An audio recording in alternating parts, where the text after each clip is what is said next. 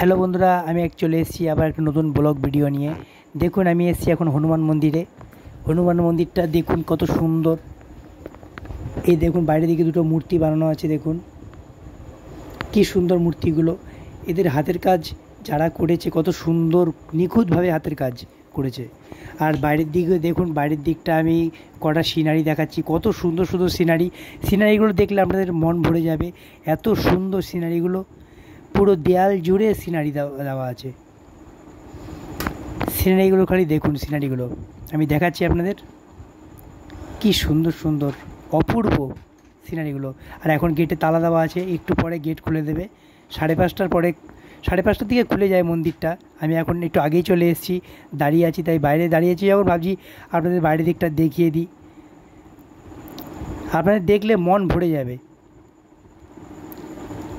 এই আমি ঢুকে গেছি ভেতরে, গেট খুলে দিল। আমি ভেতর দিকটা দেখাচ্ছি, দেখুন। আর ভেতরে সিঁড়িতে উঠে ভিডিও করা নিষেধ আছে, ছবি তোলা নিষেধ আছে, তাই আমি আপনাদের বাইরে থেকে জুম করে দেখাবো। আমি আগে একটু এদিকটা দেখিয়ে নিই আপনাদের। আউটসাইডে দেখুন একটা মূর্তি আছে একটা বাড়িতে। এবার আমি চলে আসলাম, আমি বাইরের থেকে যতটা পারবো আমি জুম করে আপনাদের দেখাবো, যতটা পেরেছি আপনাদের দেখাচ্ছি। দেখুন কত সুন্দর মন্দিরটা, দেখলে মন ভরে যায়। আমার তো আসলে এদিকে আর যেতে ইচ্ছা করে না। আমার বাড়ি থেকে বেশি দূর না এই মন্দিরটা। দেখুন আমি দেখাচ্ছি আপনাদের।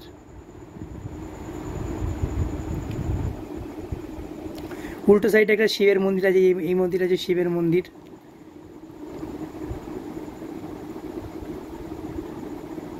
আমি একটু এদিকটা চলে আসি।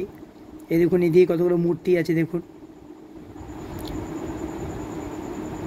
যারা করেছে এই কাজটা তাদের ধন্যবাদ দিতে হবে। এত সুন্দর তাদের হাতের কাজ, অপূর্বভাবে এত সুন্দর সুন্দর করে সাজিয়েছে।